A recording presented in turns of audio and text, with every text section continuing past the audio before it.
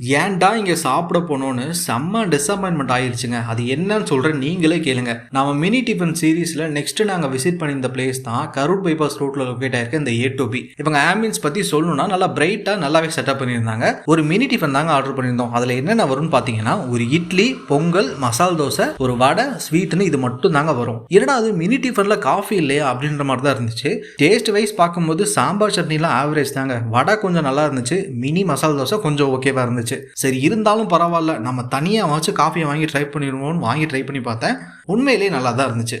எல்லாமே நல்லா போயிட்டு இருந்துச்சுங்க. அந்த பில்லை பார்க்குற வரைக்கும் ஒரு மினி டிஃபன் 140 rupees சார்ஜ் பண்ணியிருந்தாங்க. அப்படி அதில் என்ன இருக்குன்னு எனக்கு சத்தியமாக தெரியல. உங்களுக்கு ஏதாவது தெரிஞ்சால் கமெண்ட்ல சொல்லுங்க. சரி அதெல்லாம் கூட விட்டுருவேங்க. ஒரு காஃபி 42 ரூபா சார்ஜ் பண்ணியிருக்காங்க. குறைஞ்ச விலையில தரமான பொருளை மக்களுக்கு கொடுத்தா அதை கண்டிப்பாக என்கரேஜ் பண்ணலாம். ஆனால் இப்படி ப்ரைஸிங் வச்சிருந்தா எப்படி எல்லாருக்கும் அஃபோர்டபுளாக இருக்கும்னு எனக்கு ஒன்றும் புரியல. ஸோ ஃபைனலாக இது ஒர்த்தா இல்லையான்னு கேட்டிங்கன்னா கண்டிப்பாக நான் இல்லைன்னு தான் சொல்லுவேன். நீ சொல்கிறதெல்லாம் நம்ப மாட்டேன் ப்ரோ, நான் ட்ரை பண்ணி பார்த்து தான் சொல்லுவேன்னா அப்படி ட்ரை பண்ணி பார்த்துட்டு உங்களோட கமெண்ட்ஸை இந்த வீடியோவில் கொடுத்துட்டு போங்க.